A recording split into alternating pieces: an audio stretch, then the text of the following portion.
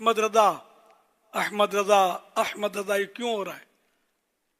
کیا بات ہے. ماشاء اللہ. یہ بتا رہے تھے ماشاء اللہ. 10 شوال شریف میرے آقا اعلی حضرت امام احمد رضا خان رحمۃ اللہ علیہ کا یوم ولادت ہے، برتھ ڈے. اور آج 9ویں رات ہے نا، تو کل ہوگی 10ویں شب، کل شب ولادت اعلی حضرت رحمۃ اللہ علیہ کی، اور شب پیر بھی ہے کل.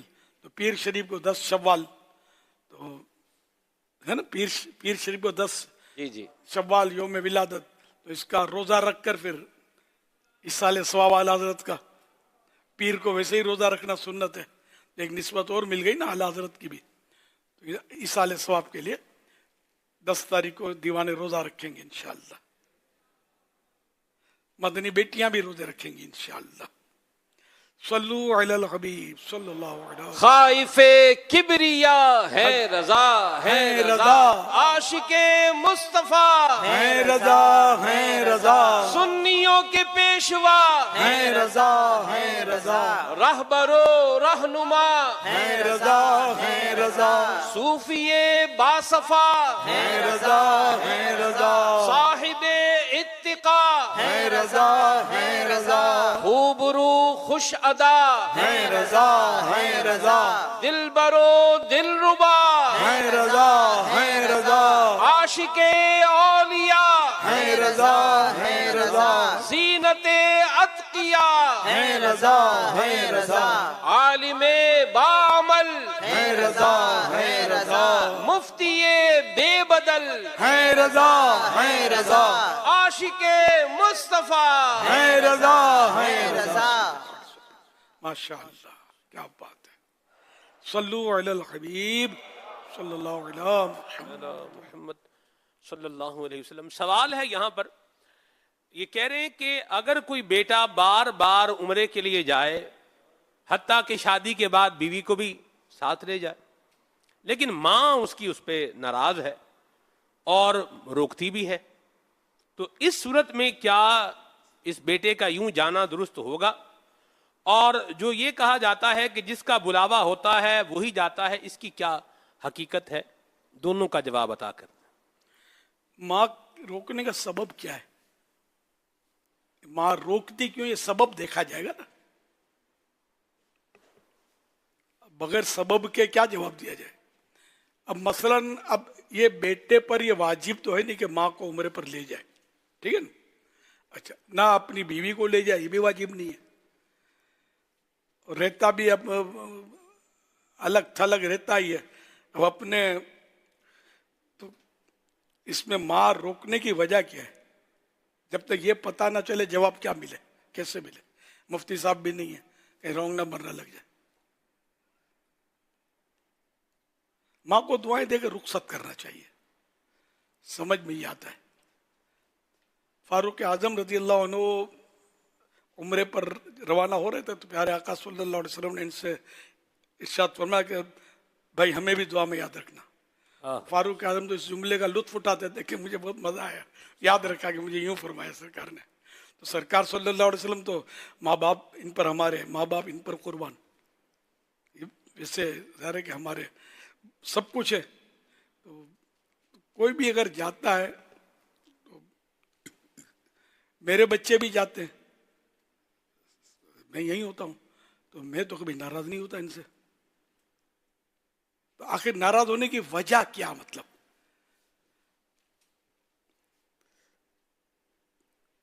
اور بلاوے والا جو سوال تھا اس پر بھی یہ بلاوا ہے کہ مطلب محاورتاً لوگ بولتے ہیں کہ ہمیں بلاوا آیا ہے سرکار کا. تو یہ کہ اللہ نے دل میں ڈالی بات، یہ مقدر میں تھا تو پہنچ گئے. اس کو بلاوا ہمارے یہاں ایک معروف لفظ ہے، بلاوا آیا ہے. اب اس کی ڈیپلی کیا مطلب معنی ہے یہ مجھے پتہ نہیں ہے. بزرگوں کی بارگاہ میں حاضر ہوں گے تو بھی بولیں گے بلاوا آیا. بغداد شریف گئے تو غوث پاک کا بلاوا آیا. یہ ہمارے یہاں یہ جملہ بولا جاتا ہے. مدینے گئے تو بلاوا آیا. مدینے سے بلاوا آ رہا ہے، میرا دل مجھ سے پہلے جا رہا ہے. مگر اب حقیقت اس کی جو ہے مفتی صاحب اگر کچھ فرمائے تو شاید لا چکے ہیں.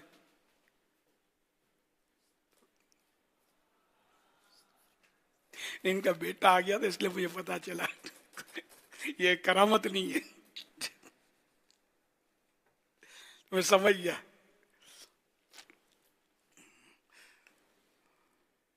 ہاں بھائی،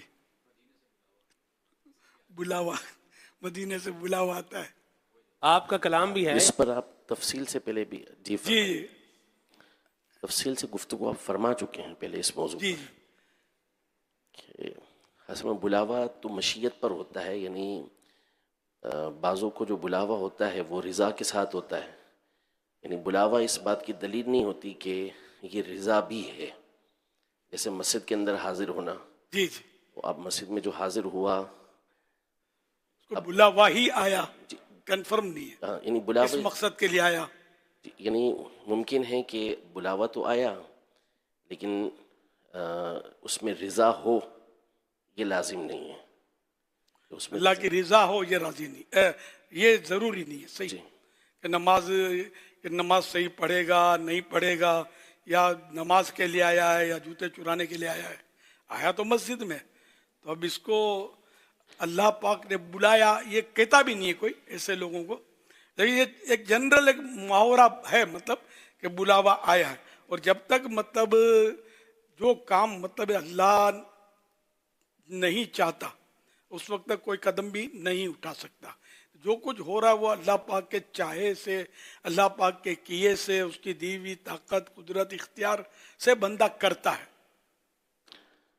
یعنی جملہ کہنے میں حرج نہیں ہے کہ ہوتا اللہ اور اس کے رسول کی مشیت کی وجہ سے ہی ہے. جی جی مشیت یعنی ان کے چاہے سے ہوتا ہے. لیکن بس یہی ہے کہ جیسے بعض علماء سے یہ ہے ان کے بارے میں کہ یوں کہتے ہیں کہ جیسے خواب میں بعض اوقات دیدار مانگا جاتا ہے کہ ہمیں دیدار نصیب ہو، تو وہ یوں ساتھ دعا کرتے ہیں کہ رضا کے ساتھ دیدار ہو. یعنی دیدار تو ہو گیا لیکن ممکن ہے کہ دیدار جس کیفیت کے اندر ہوا ہو وہ نہ ہو کہ جو بندے کے لیے دوسرا انداز ہو. تو اس لیے ساتھ ساتھ اس کے اندر رضا بھی ہو. اب کعبے میں جا رہے ہیں، مدینے جا رہے ہیں، پیسہ حرام کا ہے، دیگر چیزیں ہیں، سب کچھ ہے. تو اب بلاوا ان معنوں میں ہے کہ مشیت ہے، یعنی انہوں نے اجازت دی تو ہو رہا ہے ایسا، ان کے چاہنے سے ایسا ہو رہا ہے. لیکن یہ لازمی نہیں ہے کہ آپ جو جا رہے ہیں اس میں رضا بھی حاصل ہو جائے. تو ہمیشہ یوں اللہ کی بارگاہ میں دعا کرنی چاہیے، عافیت والی. عافیت والی.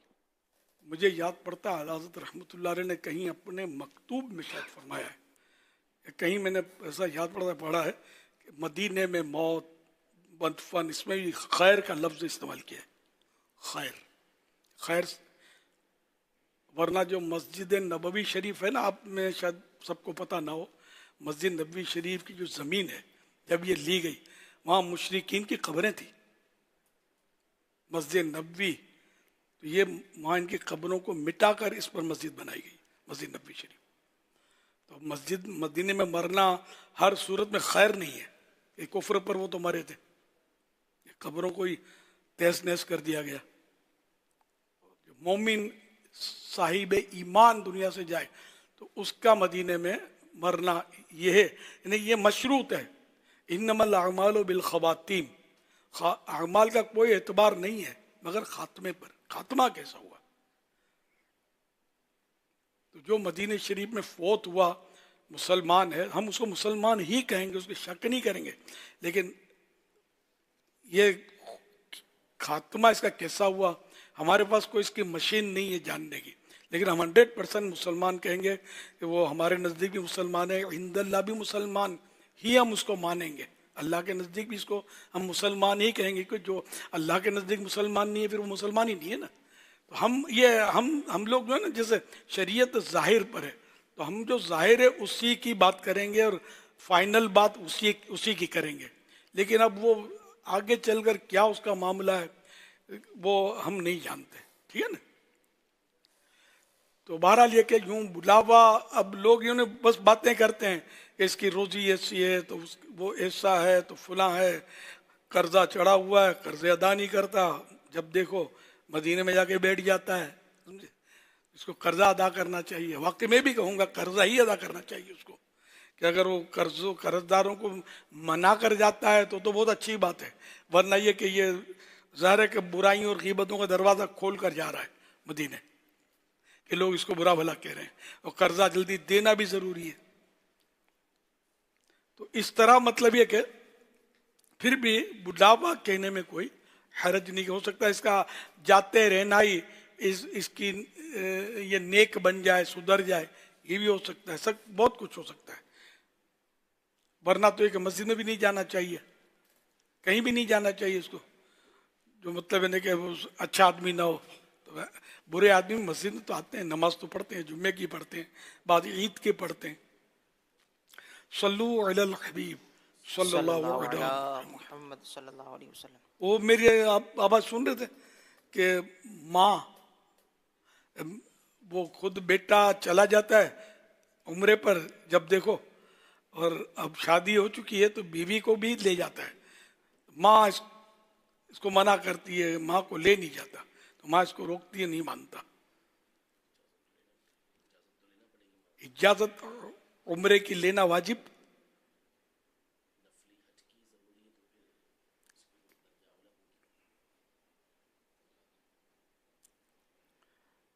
واجب فرض کا تو لکھا ہے, فرض حج کہ ماں باپ روکیں تب بھی جانا ہوگا.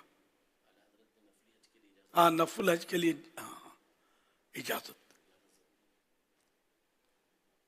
تو میں تو خیر یہ مجھے پورا سمجھ نہیں آ رہی تھی, میں نے کہا کہ کیوں روکتی ہے ماں, یہ دیکھنا ہے کیوں روکتی ہے, منع کیوں کرتی ہے. بعض اوقات یہ کہ اس میں حسد بھی کار فرما ہوتی ہوگی, کہ یہ جب دیکھو بس اب میری بہو کو لے جاتا, اپنی بیوی کے پیچھے لگا ہوا ہے, تو زن مرید ہو گیا ہے.